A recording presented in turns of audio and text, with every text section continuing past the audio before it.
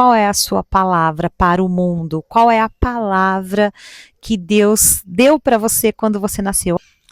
Oi, tudo bem? Tô aqui para a gente bater um papo hoje sobre quem é você.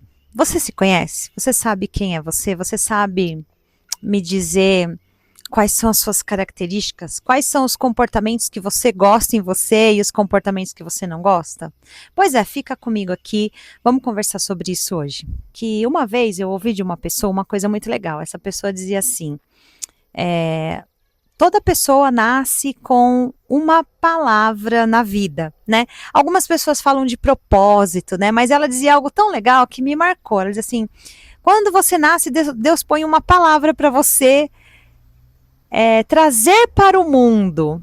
É uma coisa bem filosófica, não está escrito na Bíblia nada. Isso é algo que me marcou ali. E eu entendi, assim, veio muito forte, assim, para mim. Eu acredito que é o Espírito Santo de Deus que colocou em mim isso. Eu vim para costurar, né? Sempre tive a intenção de trabalhar com algo que mexesse com pessoas. E hoje, sendo psicanalista, né, eu percebo esse costurar, né? Porque no caso, né, do ser humano, lógico que não é como um tecido, né? Você não vai, o tecido ele não escolhe se ele quer ser costurado ou não. Mas quando um paciente chega, eu percebo que ele vem ali falando, né, assim, trazendo, né, no seu interior, né, trazendo um desejo de costurar algo que precisa, de eventualmente refazer ou eventualmente fazer um remendo, quem sabe, porque nem sempre remendo quer dizer que é algo ruim, né? Mas a Bíblia fala uma coisa muito legal sobre remendo, né? Que não se pode colocar um pano velho, um remendo novo num pano velho. Não se pode colocar um remendo novo num pano velho, porque vai se romper, né? Ou o contrário também, colocar um pano velho, né, para remendar um tecido novo, uma roupa nova, né, porque ele não vai aguentar. Então, quando a gente se propõe a ser costurado, a gente precisa entender que às vezes a gente vai ter que ser refeito, né? E eu gosto muito de meditar sobre as questões do autoconhecimento, por que que é importante, né, a gente estar se conhecendo, por que que é importante saber quem a gente é. E às vezes a gente não gosta de tudo que a gente vê na gente, né. Existem as coisas que é difícil de encarar, né, comportamentos, hábitos, até vícios, né, compulsões alimentar.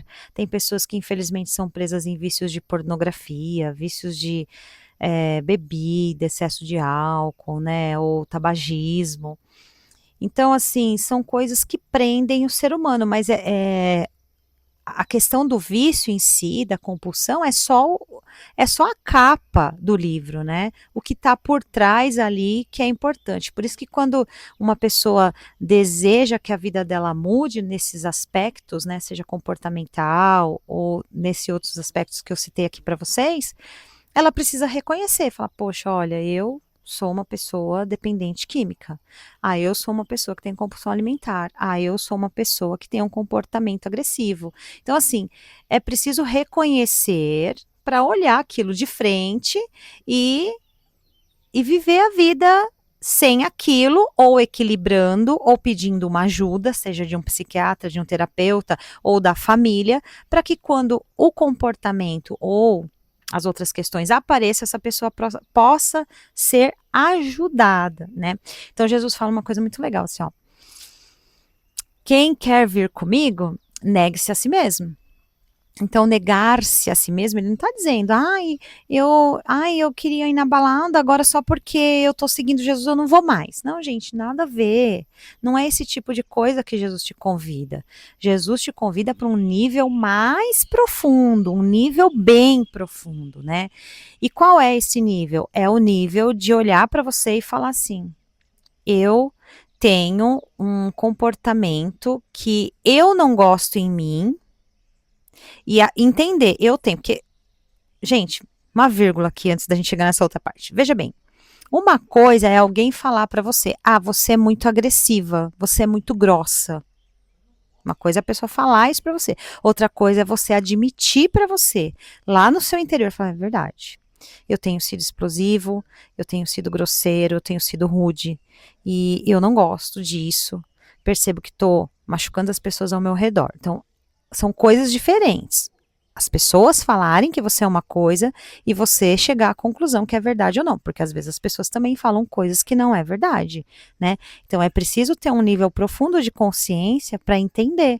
Então, tipo assim, não, é verdade, eu sou rude, eu preciso mudar. Então, é esse negar-se a si mesmo que Jesus traz, né?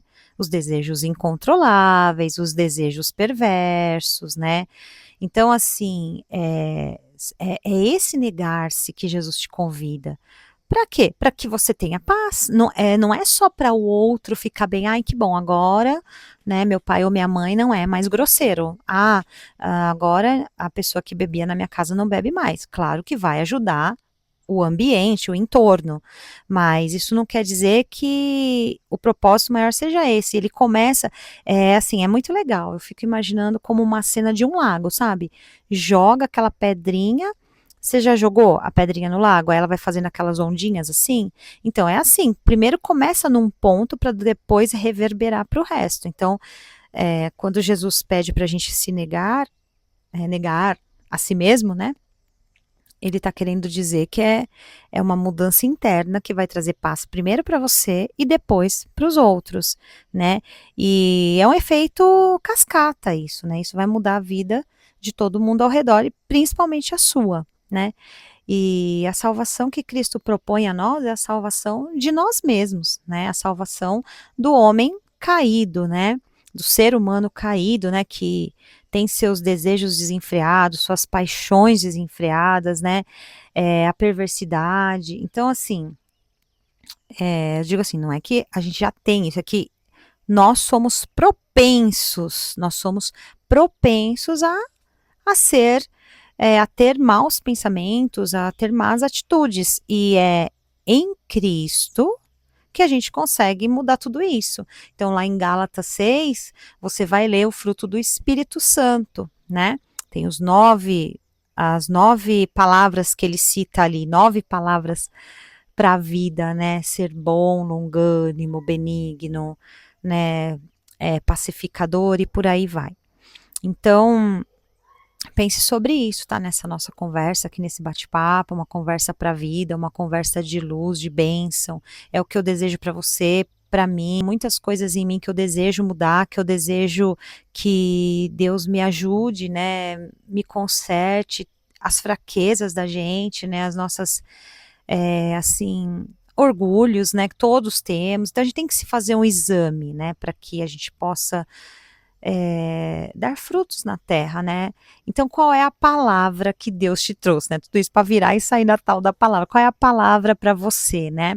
A minha palavra é costurar. E a sua? Qual é a sua palavra para o mundo? Qual é a palavra que Deus deu para você quando você nasceu? Olha, coloca aí seu nome. Olha, fulano, você veio ao mundo para, né? Então você tem uma palavra, certamente você tem algo muito bom para trazer para as pessoas ao seu redor. E não acredite em tudo que as pessoas te falam, que você não vai dar conta, que você não pode mudar, que não vai dar certo. Não tem nada impossível para Deus. Nada, não há nada impossível para Deus, tá? Um beijo, Deus te abençoe. Confia, olha para o céu, faz sua oração íntima e Deus vai estar com você. Tá? Ele vai estar trazendo algo novo na sua vida. E se você quiser me contar aqui se essa mensagem fez sentido para você, manda aí para alguém que está precisando, tá? Me conta da sua experiência pessoal, se você já teve também, como eu, uma descoberta da sua palavra, né? Deus te abençoe, tá? Beijo. E fica esse desafio, né? Negar-se a si mesmo, né? É isso. Beijo.